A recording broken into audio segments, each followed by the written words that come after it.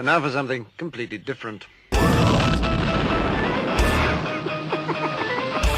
a advanced word. Forget everything you've been told by others before. Get ready for the real deal, the full story, real talk about money, markets, life. Now, it's The Real Investment Show with Lance Roberts, presented by RIA Advisors.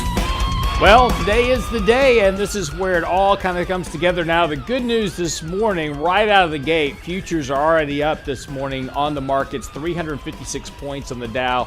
NASDAQ up 284 points, so it's going to be a very big day, kind of a rebound day today in the markets. Bitcoin is up about 3% this morning, so really just everywhere you look in the markets this morning at least, good news. And look, this has been coming for the last few days. The markets had gotten extremely oversold here on a short-term basis, and this is what we've been kind of saying is like you're going to get a bounce here.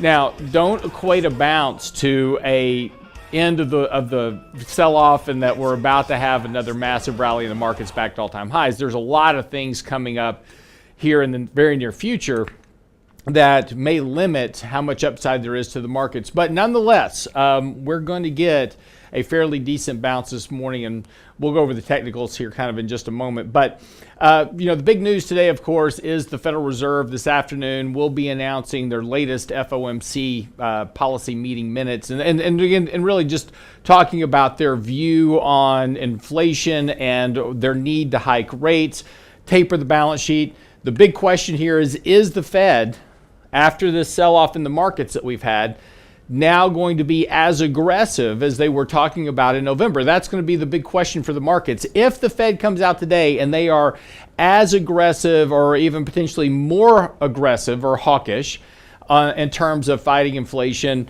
this rally may be short-lived.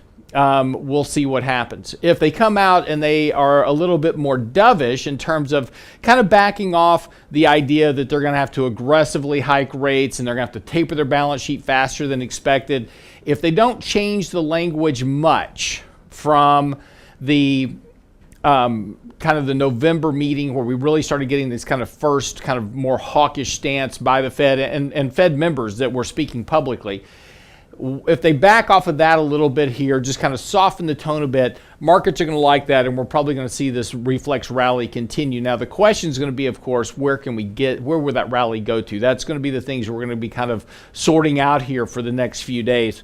Good news this morning, of course, yesterday Microsoft was really the darling after hours of earnings. They beat across every estimate that was put out there in front of them. Really, this is probably outside of any other metric, Microsoft is probably the best performing company on the planet in terms of just generating revenue growth, acquisitions, the things that they've done. They are just really firing on all cylinders. This morning, it was interesting, they announced these stellar earnings, and right out of the gate, the market sold off 6% on Microsoft immediately after their earnings.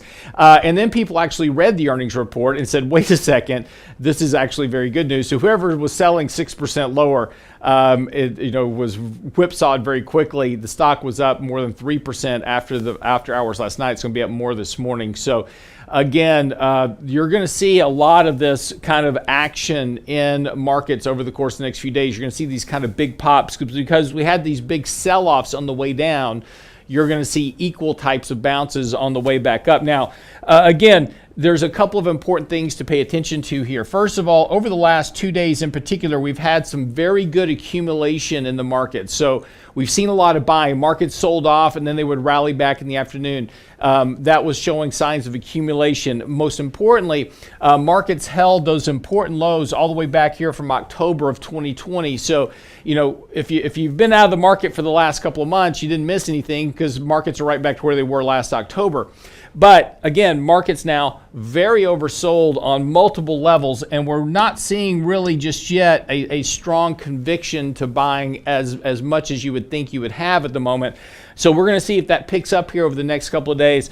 If we start to register buy signals, that will suggest that we're going to get this rally kind of coming back here to the 50 and the 20-day moving averages. Now, don't worry about the moving averages so much. It's just simply that those are kind of levels of resistance for the markets. Again, that will still be about a 3 to 4% rally here. So even to get back to resistance with the markets as oversold as they are currently, you're going to have a fairly decent rebound in the market. So what do you do with it? That's the big question. So on this rally, I mean, if you didn't like, we've said this so many times on the show now, if you didn't like the correction on the way down, it means you've got too much risk in your portfolio. So on the way back up, use that to rebalance the risk in your portfolio. Get out of things that aren't performing well. Move things around in the portfolio to pick up a little bit more of the value trade potentially. Look for a little bit more low beta type aspects to the portfolio. So help kind of work on, use this rally as an opportunity to say, look, I don't like what just happened to my money here over the last few weeks. That's always been the risk. These sharp sell-offs are not uncommon in the markets, and with the Fed tightening rates this year, and look, the Fed's not going to back off entirely, right? They may soft pedal their announcement today to give the market some support. Financial stability, and we're going to talk more about this tomorrow with Michael Leibowitz, but financial stability is one of the very key foundations of what the Fed is focused on. So while they may soft pedal a bit of their kind of stance towards hiking rates, they're not changing it. They're still going to hike rates here at this point. But the worst thing for the Fed, and you have to look at this from the Fed's point of view, the Fed's got a massively expanded balance sheet. They've got interest rates at 0 right now. If we get into a recession, they've got nothing to work with. So the lesser of two evils here is to try to lift rates off of 0 and reduce that balance sheet so they can kind of reload their ammo for the next recession. We're going to have another recession. It's only a function of time till we get there. And the worst thing for the Fed to be caught with is at 0 interest rates with a massive balance sheet, because it gives them less ability to try to support the markets at that point if they can't be lowering interest rates to spur activity in the economy. So they're going to be hiking rates. The only question is really, or actually there's only two questions. One is how much can they raise them before they start to create more of an economic slowdown than they anticipated? And B, how much can they shrink that balance sheet to give them a little bit of wiggle room in terms of buying more bonds, in terms of having that efficacy of supporting asset prices. So we're going to have a lot of volatility. I would suspect we get a decent rally here over the course of the next week or two, kind of really even regardless of what the Fed says. You've already kind of priced in a lot of potentially bad news from the Fed. You get a rally here back to resistance, but again, I think there's not a really good shot, and we'll see. I could be entirely wrong, but I don't think that we're going to see new highs here, at least in the short term. I think we're going to have a good bit of work to do to work off this consolidation.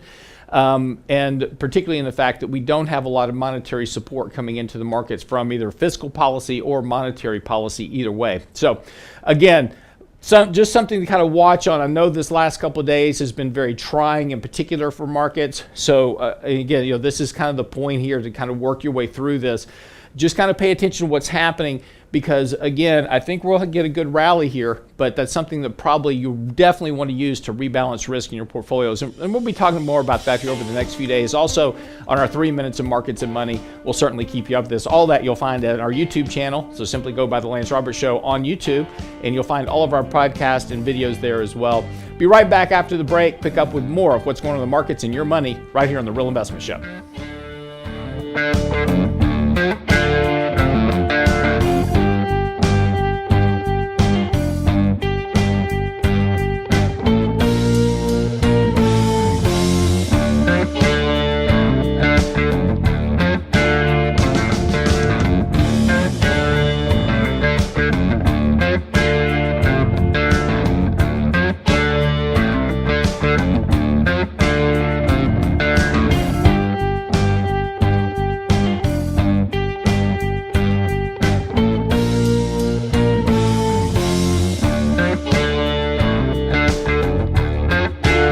Investment news you can use, delivered at the speed of the internet at realinvestmentadvice.com. What will the Fed's actions this week mean for your money next week? Join Lance Roberts with Richard Rosso and Danny Ratliff for a special edition of Candid Coffee this Saturday, January 29th at 8 a.m. We'll address market conditions post-Fed meeting. Will it be slow or go for Wall Street? And how will the Fed's stance affect your investments? Register now for our special edition post-Fed Candid Coffee at Real Investment realinvestmentadvice.com. Candid Coffee with Ratliff, Rosso, and Roberts. realinvestmentadvice.com. Anyone can sell you insurance, and they'll gladly take your premium dollars. The RIA Insurance Agency can provide you with insurance solutions tailor-made for your needs and lifestyle. Because everyone's assets are different, let RIA Insurance review what you need to protect and how. We won't sell you insurance, but what you need will be a matter of policy. RIA Insurance Agency. 888-915-0780. 888-915-0780. realinvestmentadvice.com. Click on the insurance tab. Do you know what you don't know when hiring and retaining quality employees? Compensation is more than just wages. It's personal time off, the vacation days, healthcare benefits, a 401k. Do you know what's important to them? Hi, I'm Tom Allen, RIA Advisors Retirement Plan Consultant. Let us show you how to make the most of an affordable, effective package that will deliver true value for your business and your employees. Call me toll free at 855-RIA-PLAN or online at realinvestmentadvice.com. And now, another page from the Real Investment Advisors Investing Manifesto. Bulls win in bull markets. Bears win in bear markets. Eagles soar above and take advantage of opportunity. Let us help you soar as you reach your financial goals with RIA Advisors. Neither bull nor bear. RIA Advisors, 281-501-1791 or online at realinvestmentadvice.com. The Real Investment Show.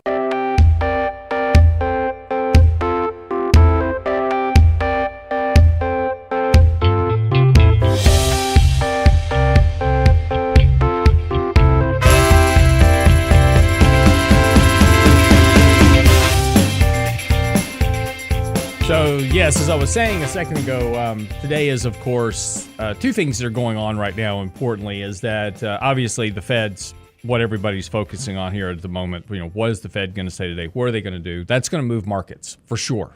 One way or the other, have no idea. I suspect that the market's already sniffing out and have already figured out that the Fed is going to pretty much just kind of hold pat to what they were saying back in November, not be any more aggressive at this point. And that's why markets have been accumulating for the last couple of days. The sell-off kind of aligned expectations, so to speak.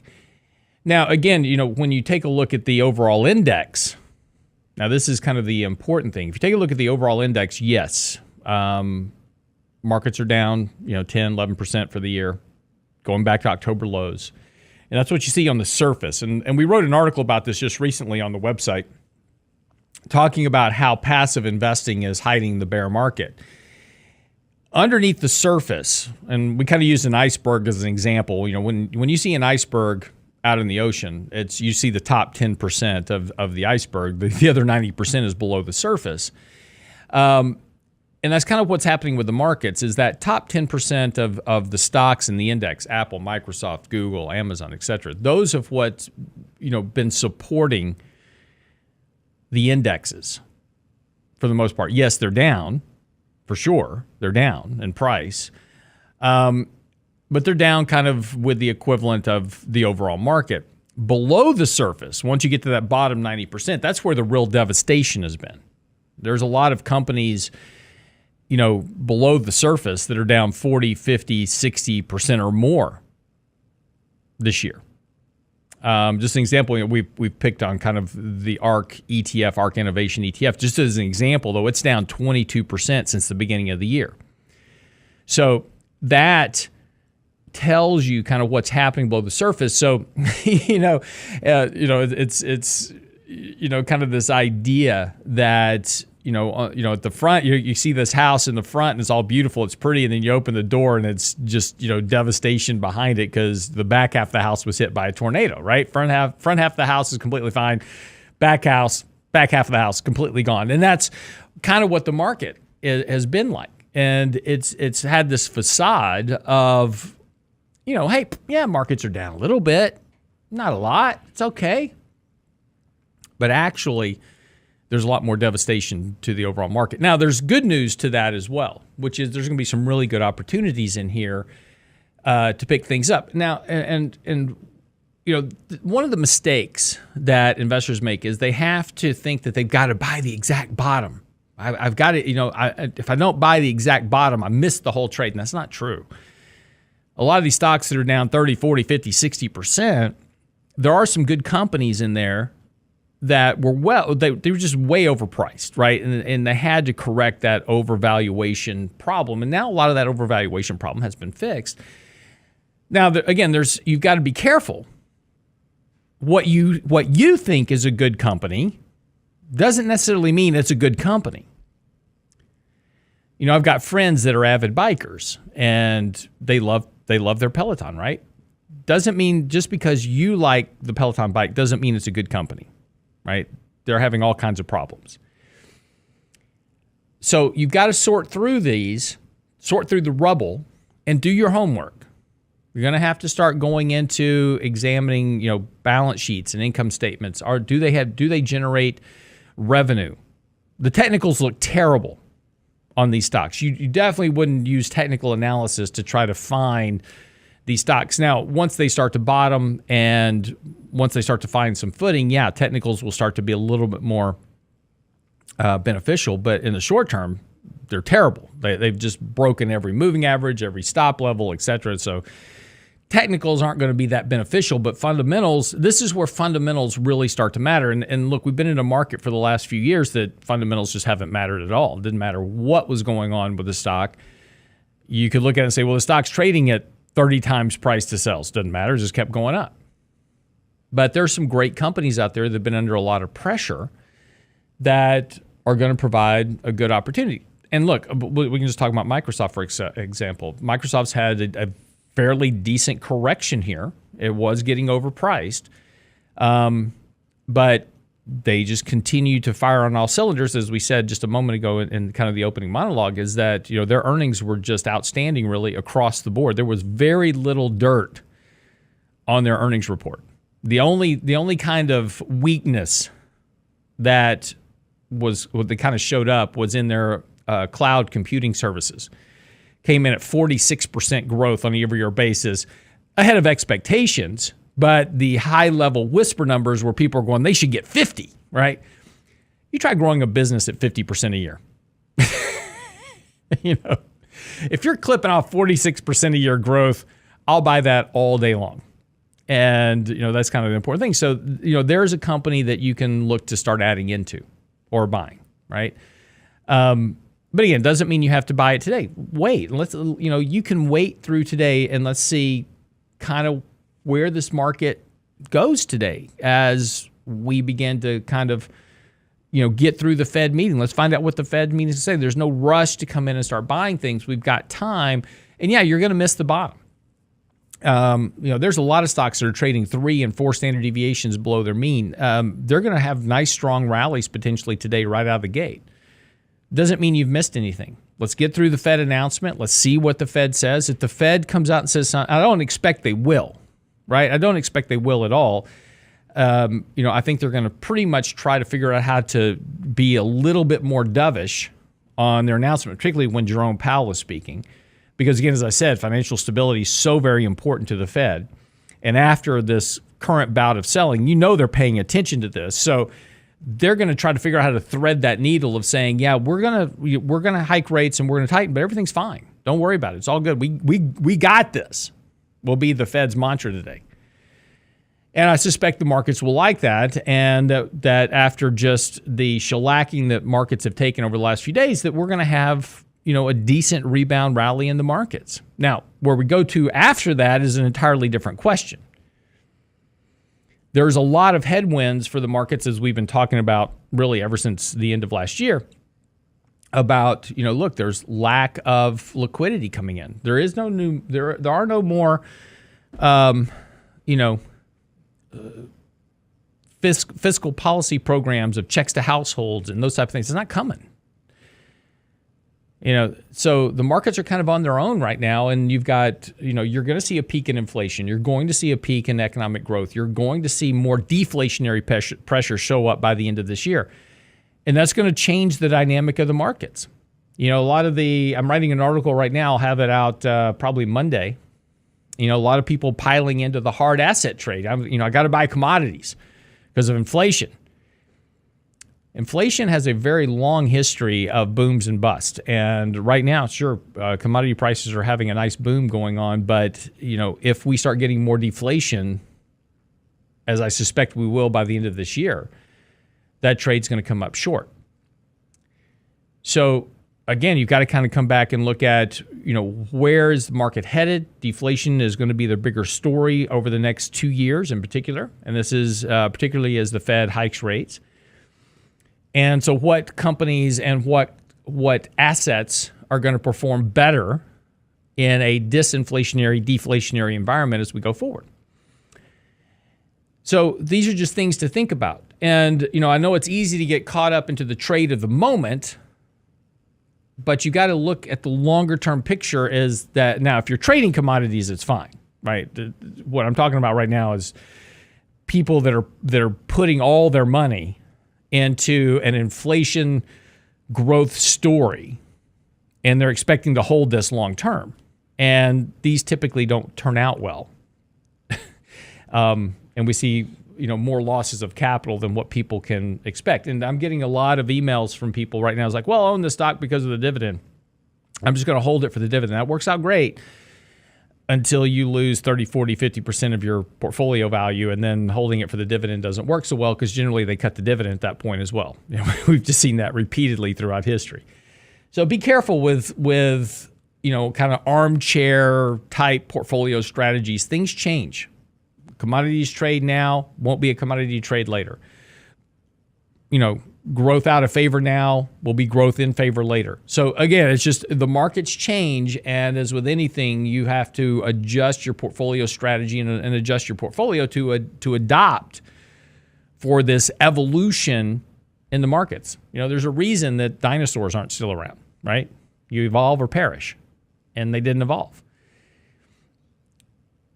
Of course, that doesn't actually hold true across all species. Jellyfish have never evolved. They are still here, and they are exactly the same as they were when they showed up out of nowhere at some point a billion years ago. So the evolve or die, perish doesn't mean necessarily everything, but just you get my point. Just want to be factual about this. Anyway, just got again the big news today, of course, is going to be the Fed and what the Fed says. And again, look, we're going to have, again, as I said earlier, nice rally coming out of the gates this morning. NASDAQ futures up about 247 points. S&P is going to be up about 55 points this morning. So, we're going to be clipping off a point and a half, 2% gains on some of the indexes this morning. So again, you're going to have a nice rally out of the gate. Sustainability of the rally today will be important. And then also, of course, watching what happens after the Fed makes their announcement today. That'll tell us a lot.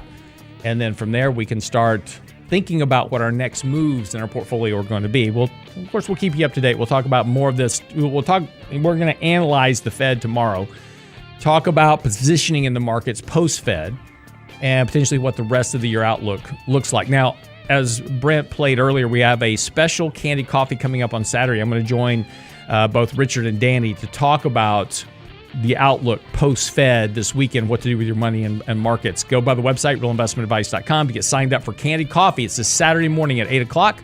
We'll see you there.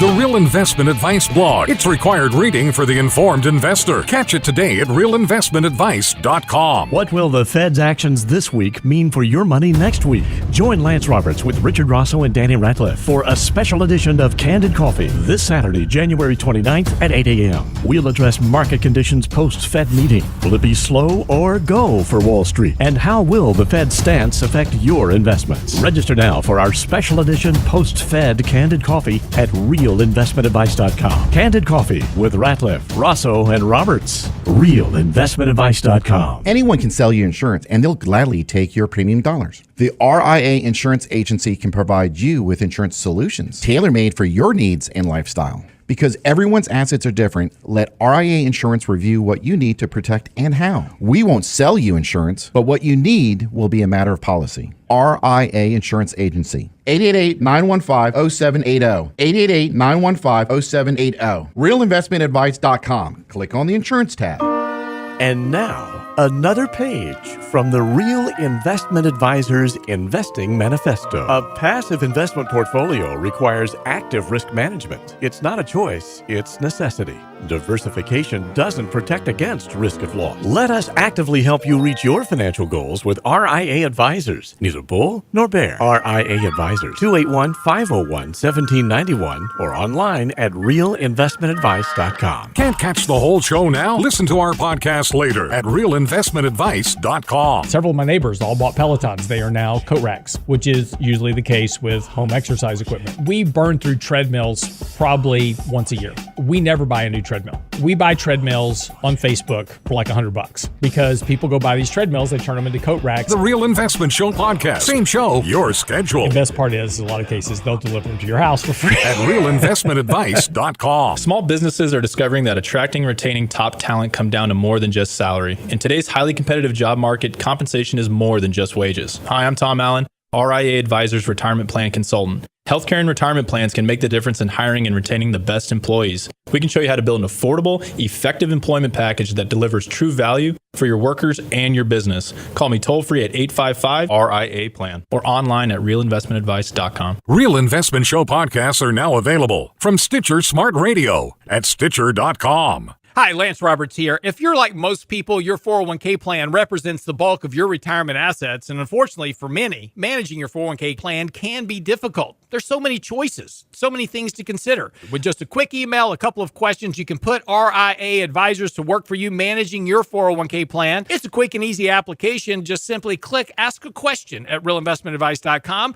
or give us a call at 855-RIA-PLAN. That's realinvestmentadvice.com. What will the Fed's actions this week mean for your money next week? Join Lance Roberts with Richard Rosso and Danny Ratliff for a special edition of Candid Coffee this Saturday, January 29th at 8 a.m. We'll address market conditions post-Fed meeting and how will the Fed's stance affect your investments. Register now for our special edition post-Fed Candid Coffee at realinvestmentadvice.com. You're listening to The Real Investment Show.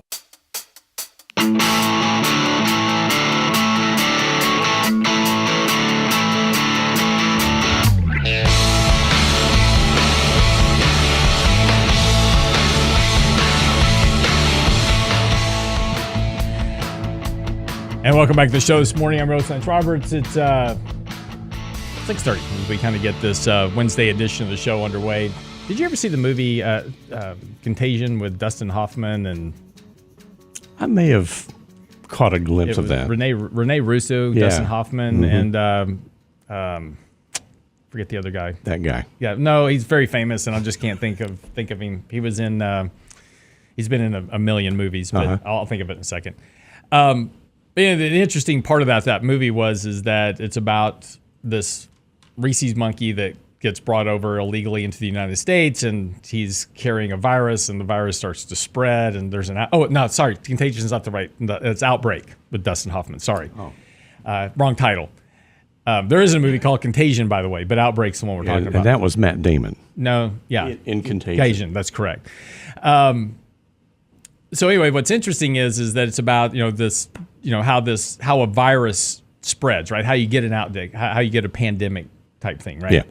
And it all started from this monkey. And I just thought it was interesting because now there's this headline out this morning. Woman who came into contact with escaped monkeys says she developed symptoms. So, That sounds like one of those headlines out of Florida. Florida woman. That's not it. But it's interesting how kind of fiction imitates life. And when we first had the pandemic breakout, Outbreak was like on every station. I mean, they started rerunning these movies all over again. Dustin Hoffman, Rene Russo, and Morgan Freeman. No, and Cuba Gooding Jr. That's who I'm thinking about. Yep, there he is. Yes. It took me a minute to... Cuba. Anyway. Show me the money. that was what I was trying to think of, that movie. Anyway, it's just kind of interesting how headlines become reality after a while, and so here we are. But speaking about headlines, it was interesting. There was a survey out. I got into a debate with my liberal cousin that lives in Utah by email. He listens to the show every day. So Morning, Dwayne. I wasn't going to use his name. Well, we have before, so Exactly. that wall's been breached. But we were in this debate about socialism, which is usually the case. And I'd made this comment on the show about, free money to individuals. It doesn't promote productivity, et cetera. And, it's interesting. So we were just having this conversation, and there was a study out just recently. And the question really, our debate was, and I shouldn't say it was a debate, it was a conversation. And the conversation we were having was, why is it that people want free stuff from the government? And, it's an interesting premise. First of all, if you're going to give me free money, great, I'll take it. I don't think anybody's going to go, no, not me. I'll, take it. I won't take it. Did you ever see the movie Cinderella Man with, he was about the boxer back in, back in the Depression. Mm-hmm. And there's a scene in that movie, which is, Russell Crowe was, starred in that movie. But there's a really interesting scene, and it kind of flips by pretty quick, but it really kind of shows what the attitude was of that generation relative to where we are today. And you have to watch and probably if you've seen the movie, you probably won't even remember the scene, but it stuck out to me because I was watching this with my wife just a couple of weeks ago, and I've seen the movie several times, and it didn't smack me until we watched it. And this one scene in particular jumped out at me because of where we are today. And my father, who grew up during that time frame, never had debt. He would not accept any type of form of assistance. That was degrading. To take assistance from anybody. Charity was a no-no. It doesn't matter how bad things get. You get up and go find work and you make money. You don't take charity from anyone. And that was just the attitude of that generation. And there's a scene in this movie where Russell Crowe is so down on his luck. The electricity gets cut off at the house. It's freezing cold. The kids are getting sick. And he had promised his son that no matter what, he would never send his kids away. But Renee Zellweger's his wife, and he comes home one day, and his children have been shipped off to his sister's house, who his sister's doing much better. And they have a warm house and electricity and all this, and their electricity's cut off. So finally he gives in. And he goes down and he gets money from the welfare office, and he goes down to the local club, and he's begging with his hat in his hand to get some money just to try to turn the electricity back on. And it's absolutely degrading. This is just absolutely killing this man to have to do this. And his promoter, he's a boxer.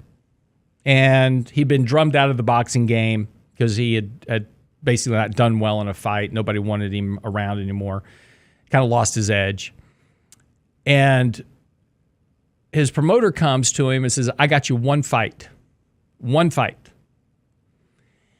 And, just because the guy that was going to fight in this bout couldn't make something happened to him, and we need you to fill in. So he's going to go fill in, and everybody just assumes he's going to get beat in this fight. But here's the important point about this. So the movie goes on, and he not only has this one fight, but he winds up fighting for the championship and wins the championship. It's a great movie, and it's a true. By the way, this is a true story about Braddock. The boxer. So it's a fantastic movie to watch if you just want a good feel-good movie. But the point is that when he makes money, he goes down to the welfare office and pays the welfare office back. He had taken the welfare because he absolutely had to have it. But again, that mentality of that generation is I don't want charity. He paid the money back to the government. Now, can you imagine giving money to, this $5 trillion that we spent, bailing out people today, that all those people would say, you know what, I'm back on my feet, I got my job, And I certainly appreciate you sending me some money to help me through the rough time while I was out of work, but I'm going to pay it back now. Can you imagine that happening in this generation? And here's the point about the conversation. Why do people want free stuff? Is because people have been basically put into this position to where it's like, oh, government's going to give me free stuff. Great. The important part is there was a study out just recently, and this is what's really evolved over the course of the last 20 years, is this wealth gap between the rich and the poor and all this. But it's social media is a problem. You go into social media and there's, people standing up in front of these Lamborghinis and Porsches and all these really expensive cars and houses and all this other stuff. And you don't know anything about these people. They portray that they're making all this money. Now, if you make $150,000 a year, you're about in the top 10% of income earners in the country. If you're over $400,000, you're in the top 2% of the country. So, I don't know about you, but in order to buy, a multi-million-dollar house and have a garage full of Lamborghinis and Porsches and Bugattis, etc., you better be making more than $400,000 a year, which means you're in the top 2% of income earners in the country. They took a survey and they asked people different income brackets. They said, what do you think people make in terms of salary? And so when they got down to the kind of the middle of the bracket, the middle 50% of America, that is what drives the country, those people assumed that everybody else, not them, was making $150,000 or more a year. Everybody's making more money than me. It's not true. But that's what they feel like because their status in life is they're making $55,000, $60,000 a year. And they look on social media and they see all these people living these grand lifestyles, going on these lavish vacations, eating at great restaurants, doing all the things that they can't afford to do because they're not making very much money. But everybody else is apparently making a crap load of money, but not them. It's just not fair. So you should give me more money. When they got down to the bottom 20% of income earners, those people believe that everybody in the country was making more than $150,000 a year, not them. So they definitely needed more money from the government. The median income in this country is about $60,000 a year. Now, that includes all those people making $150,000 to all the people making less than $20,000, right? That's the median bracket because we're stripping out the zero income earners. What the median encompasses is stripping out all the lowest wages and all the very highest wages, and you get that median. So when you start looking at what the median income is for this country, right? It's $55,000, $60,000, $65,000 a year. That's it. But yet everybody feels like everybody else in the country is making $150,000 a year, not them. It's just them. That's why we have these calls for a living wage, right? We need a $15 an hour minimum wage. So I have a living wage. That's not what we've talked about before. That's not what a minimum wage job is. You're not supposed to be stuck in a minimum wage job. That's a you problem, not a them problem. But that's why there's such a cry for more money from the government because of what people see on social media and reality. I should say also reality television. I mean, if you watch The Housewives as an example, they're all living these lavish lifestyles in these mega mansions. Of course, they're being sued for tax evasion and all kinds of stuff that's going on. But don't worry about that. They have all the money. You have nothing. So yes, that's why you want more money from the government. But that's why socialism doesn't work. And that's why we've talked about the many fallacies of socialism over time. But what it doesn't do is create real economic prosperity. We'll be right back after the break.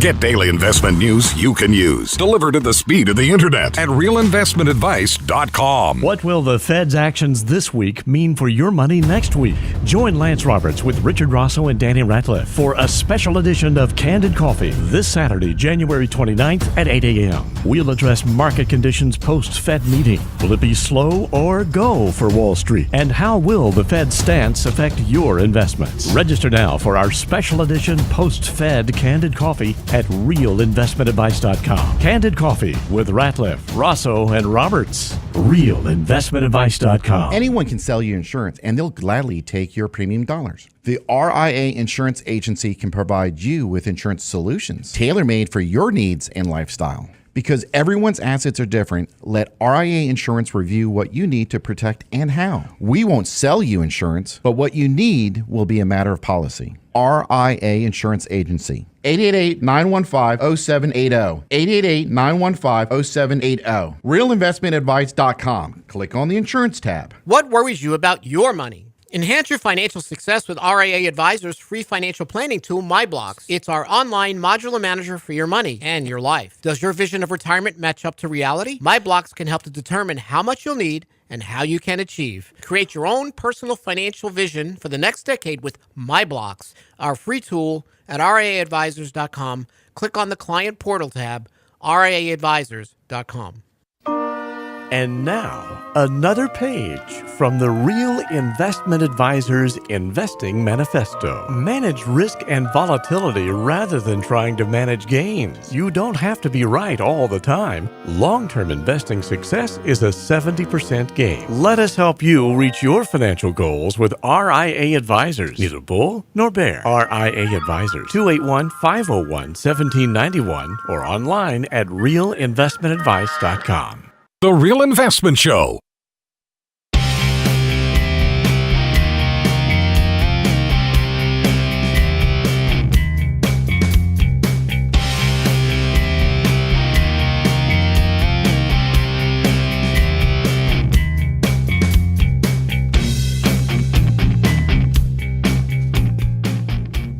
Now, we good? Yes, a persnickety controller today. As is always the case. So I wrote an article on Monday called Rate Hikes. The Fed won't hike rates nearly as much as expected. It was just kind of a review of, the problems that face the Fed currently. And I've got a follow-up to this coming out on Friday post the Fed meeting. So Market Watch picked up the article on Monday and published it. So if you either caught it there, catch it on our website at realinvestmentadvice.com. But it's worth a read because of simply it talks about the headwinds to this idea the Fed's going to be aggressive about rate hikes. Even the market doesn't believe it. The market thinks that the Fed will hike rates 4 times this year, and that'll be it. Now, think about that for a second. That means that rates will go to 1%, and that's as far as they'll be able to hike rates. Now, the reason the Fed will have to stop at that point is because you've got deflation, slower economic growth, and this is going to change the tailwinds for the markets into headwinds. So it's something to be paying attention to, and this is one of the big problems that potentially face the Fed and the economy as we go forward. So on Friday, though, I'll update it, but there's a lot of precedent for why the Fed won't be able to raise rates as much as people expect they will. And this is part of the inflation trade, right? People chasing commodities, hard assets. They go, inflation's going to be, 20%. We're going back to the 70s. It's not. I mean, if you just take a look at the recent manufacturing indexes, those have all peaked and rolled over. There's a lot of signs of deflation already starting to pick back up in the economy. I shouldn't say deflation, disinflation. And that's because all that liquidity that had hit the markets is now gone. So as we start to reverse those policies, the underlying growth trajectory of the economy is going to return. And unfortunately, that growth trajectory is weaker, not stronger. So again, this is going to be kind of an interesting day. We'll take a look at what the Fed says today. We'll analyze it. And then, like I said, on Friday, I'll have a follow-up to Monday's article. So go by the website, realinvestmentadvice.com. Pick up the article from Monday. While you're there, as Brent's been advertising for us this morning, we're doing a special candy coffee, kind of an emergency candy coffee session on Saturday. Now, look, you don't have to go anywhere. You just kind of get up, lounge to your, living room somewhere with a cup of coffee and log into the Zoom meeting. It's Zoom, right? Are we using Teams? I can't remember which one it is. It's Zoom. It's Zoom, Yeah. okay. So it's just log into a Zoom meeting. It's almost like you're at work, right? I mean, oh boy, we're going to zoom in. But yeah, I'm going to join Richard and Danny for an hour just to talk about the Fed, what they said, what markets are doing, what portfolios are doing, what to expect, kind of how to position, those type of things. So we'll go through a lot of these kind of comments on Saturday morning. So just grab a cup of coffee, absolutely free, of course. Just go by the website, get registered. Seats are filling up fast. It's a Zoom meeting. So give you a little urgency. There's only like 10 million seats available, so hurry up, get one now. But we'll also, while you're there, you can also submit. They can submit questions, right?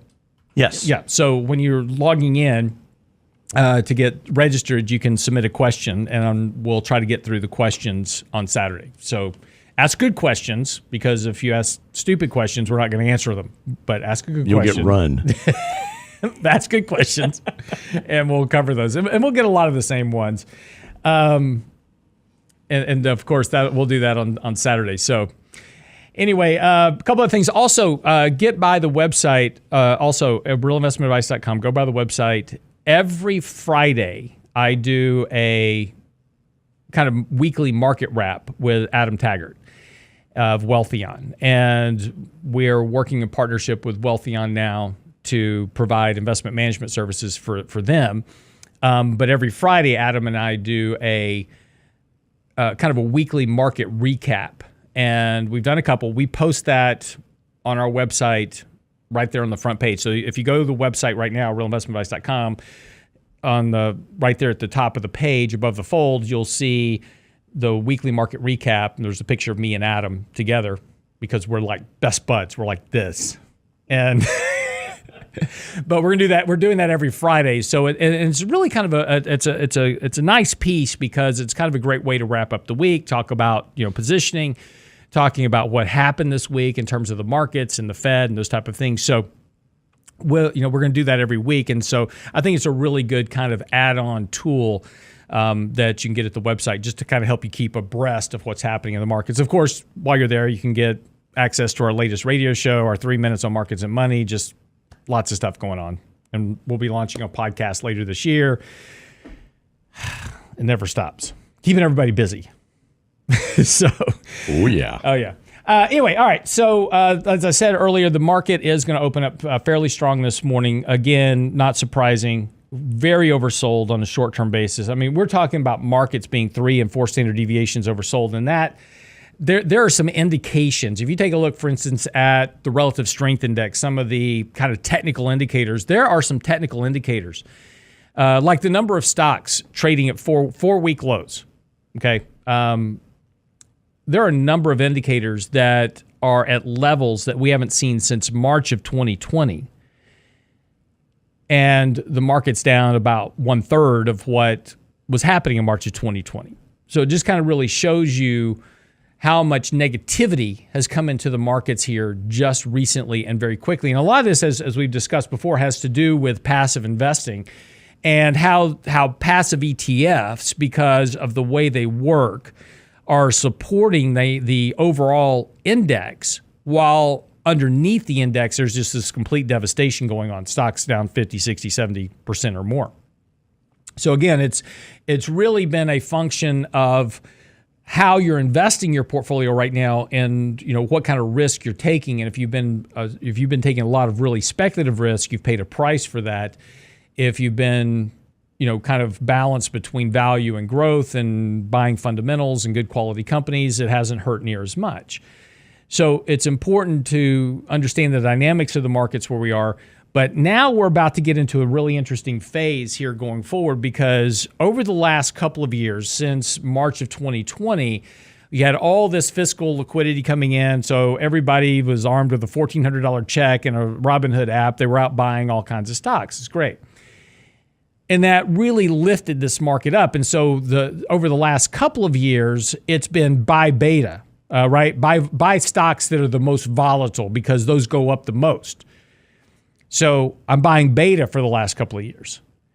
Going forward, now that we've had a change in the tailwinds, now liquidity's gone and we're now about to have rate hikes versus rate cuts. We're going to have quantitative easing is turning into quantitative tightening.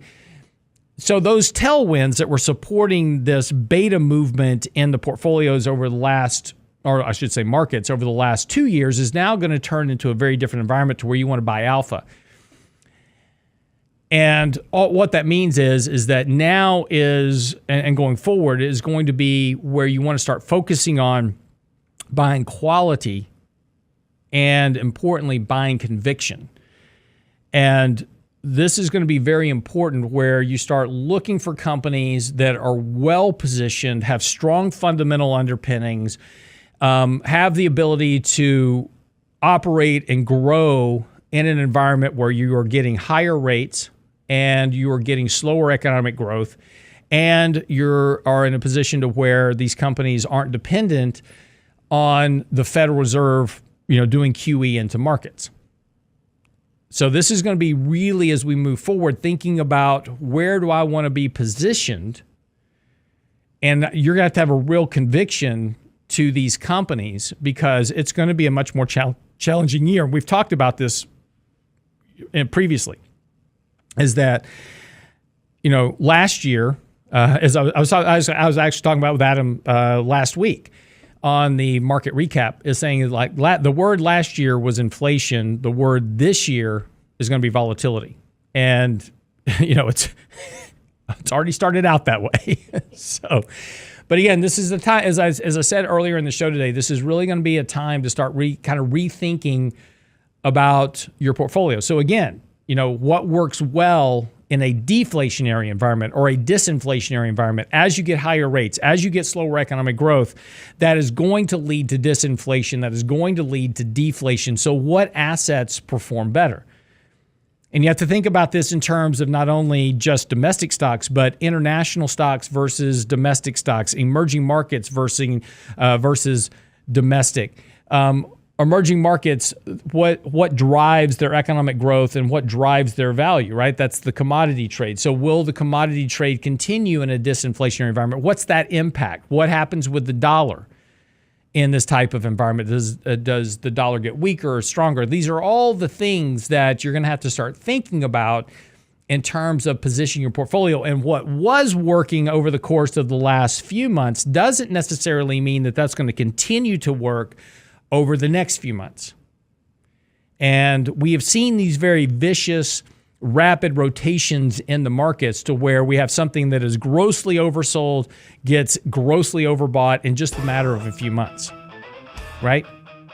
So this is going to be a more challenging year, but start thinking more about stability, thinking more about fundamentals, start thinking about reducing beta, right? How much your portfolio is moving up and down relative to the markets, because this is likely going to be, as I said, a more challenging year. But again, big stories today, of course. We'll get into tomorrow's the Federal Reserve. What are they going to say?